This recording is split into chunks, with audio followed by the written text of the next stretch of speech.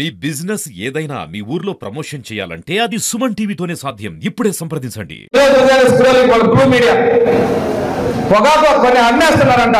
ఆయన వచ్చి చూస్తే ఏమవుతుందనం. ఈరోజు ఇంకా దారుణం ఏంటంటే ఈరోజు నా పొగాకు తెలుగుదేశం గ్రామాలు అది ఆక్షన్ మా గ్రామాలు పెట్టమంటారు. ఒక లెక్క ఉంటుంది. ఏ రోజు రొటేషన్ మీద ఆ గ్రామాలు వస్తాయి. ఆ రామాపురం ఏం తెలుగుదేశం ఓట్లు వేస్తారు, వాళ్ళ మార్చేసి మా పార్టీ గ్రామాలు తెమ్మంటారంట. రాజకీయం మీరు చేస్తున్నారా? ఎవరు చేస్తున్నారు? ఇది రాజకీయం చేయొద్దు. టైం ఉంది నీకు. కూర్చోబెట్టారు 11 కాదు, రేపు 1 కూడా వచ్చే పరిస్థితి లేదు. ఇన్ని అరాచకాలు చేస్తే ఏం ముఖం పెట్టుకొని వస్తావా? మన వర్షాలు వస్తే మా ముఖ్యమంత్రి గారు రిజర్వాయర్లు ఇప్పారు, సముద్రంలో పోయి నీటి తగ్గించారు. ఈ రోజు ఎండాకాలంలో కూడా రిజర్వాయర్ నిండా నీళ్ళు వచ్చింది. మన దగ్గర కూడా మేనేజ్మెంట్ చేయడం అనేది అర్థం చేసుకోవాలి. ప్రజలు రెచ్చగొడితే పంపం గడుపుకునే పరిస్థితి కావాక చేతనైతే నీ అక్రమ సోదరులు నువ్వు కూడా వ్యాపారస్తారా? ఇక్కడ ఒక ఆయన కాల్ చేశాడు, ఒంగోలు ఇన్ఛార్జిగా తీసుకొని ఆయనకు ఉన్నటువంటి ఎందుకు కొనుగోలు చేయలేకపోయి ఆయన రైతులు రెచ్చగొడతామన్నాడు, పెత్తనం చేశాడు. ఈరోజు మీరు చేస్తున్నాడు, మీ చిన్నాను అనుకుంటా. మరి ఆయన ఎందుకు చేయట్లేదు? మీరు ఎందుకు చేయలేదు? వచ్చేసి బోర్డు చుట్టూ తిరిగి రైతులు రెచ్చగొడతారు. నేను ఒక్కడే చెప్తున్నా, రైతులకి మీకు అండగా ఈ ప్రభుత్వం ఉంది. మీకు కష్టాలు వచ్చినప్పుడు ఈ ముఖ్యమంత్రి గారు మీకు అండగా ఉన్నారు.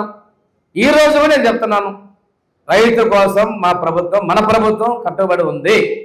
రైతుల కోసం ప్రత్యేకమైనటువంటి వ్యవసాయ బడ్జెట్ ఇచ్చింది కూడా ముఖ్యమంత్రి చంద్రబాబు నాయుడు గారే. అగ్రికల్చర్ బడ్జెట్ 2015లో తీసుకొచ్చారు. ఇవన్నీ కూడా ఉంది.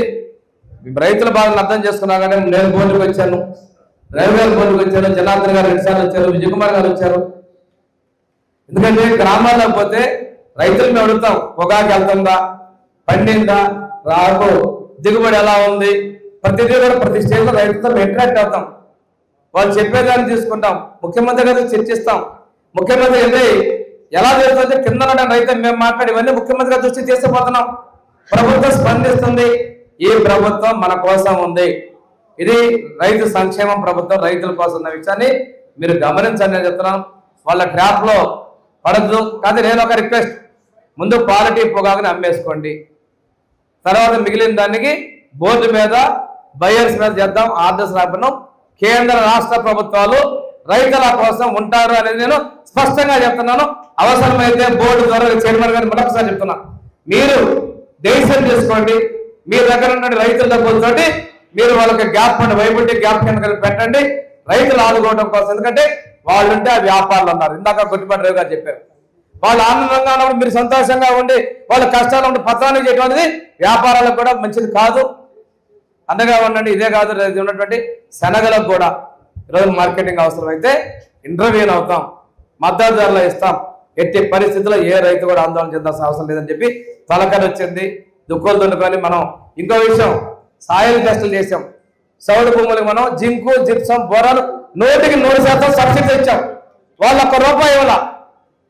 ఒక రైతు బిడ్డగా రైతు కష్టాలు చేసిన రైతు ప్రభుత్వం ఈ పని చేసిన విషయం మీరు తెలియజేసుకుంటూ, ఈరోజు ఫార్మ్ మెకనైజేషన్ ఇవన్నీ కూడా వెచ్చుకుని గమనించుకుంటూ ఈ ప్రభుత్వం రైతుల కోసం ఉందని చెప్పి మరొకసారి మీ అందరూ కూడా ఏరువాక పౌర్ణమి శుభాకాంక్షలు తెలియజేసుకుంటూ రేసాలు చేసుకుంటాం. జరుపుకోవడం మర్చిపోతున్న రోజుల్లో 2014-19లో ఒక రైతు బిడ్డగా, నాయకుడిగా ముఖ్యమంత్రి చంద్రబాబు నాయుడు గారు రైతుల కోసం ఏరువాక పౌర్ణమి జరుపుకోవాలని అధికారికంగా నిర్వహించిన ఏర్పాటు చేశారు.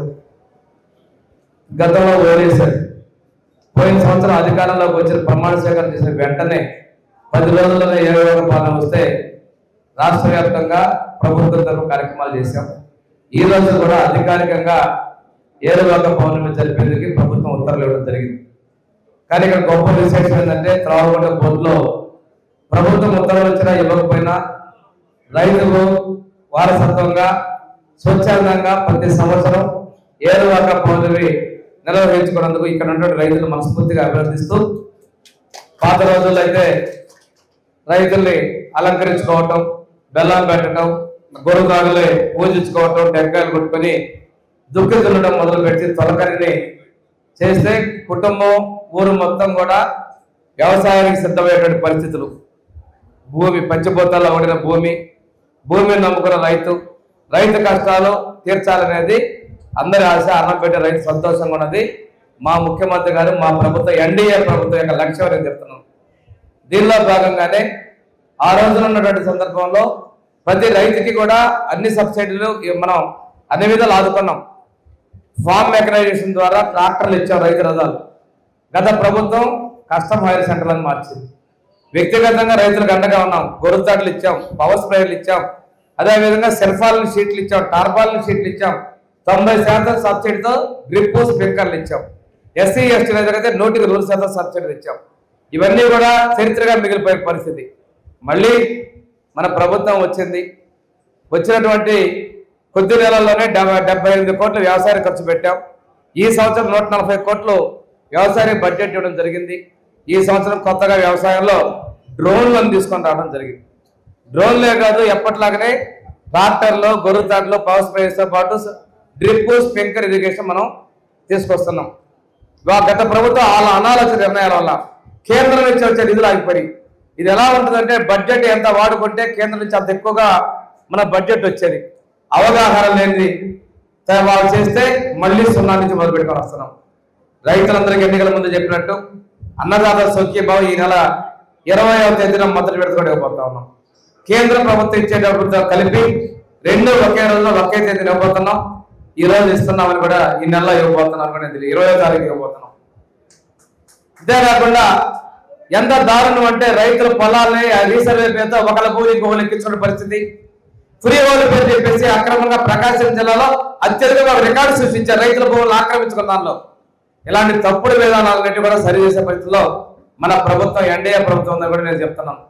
ఈరోజు రైతులు ఆందోళనలో ఉన్నప్పుడు ఎప్పుడు కూడా అన్ని రకాల రైతులు కూడా ఈరోజు ఒక్కొక్క సీజన్ తీసుకుంటే గోదావరి జిల్లాలో పోలిస్తే ప్రభుత్వం ధాన్యం కొనుగోలు 24 గంటల అకౌంట్ డబ్బులు వేస్తామని. ఇంతకుముందు ధాన్యం కొనుగోలు బకాయిలు దాదాపుగా వీళ్ళు చాలా మొత్తంలో బకాయిలు పెడితే మన ప్రభుత్వం వచ్చిన తర్వాత 1,67,444 రూపాయలు బకాయిలు పెడితే మన ప్రభుత్వం వచ్చిన తర్వాత ఆ నిధులు విడుదల చేయడం జరిగింది. అంతేకాకుండా మన ప్రభుత్వం అక్కడ మిర్చి ధాన్యంతో పాటు మిర్చి, వాణిజ్య పంటలైన మిర్చి, మన పొగాకు కూడా ఉంది. ఒక్కసారి చర్చల్లో పోతే ఏ రోజైనా ప్రభావిత కష్టాలు తెచ్చింది తెలుగుదేశం ప్రభుత్వం, ఎన్డీఏ ప్రభుత్వం అనేది అక్షర సత్యం చరిత్ర పుటల్లో ఉన్న విషయం మనం గమనించుకోవాలి. ఆ రోజు కోల్ సొసైటీ ద్వారా ఆ రోజు పెద్ద రామచంద్ర మంత్రివర్గ సమయంలో పొగాకు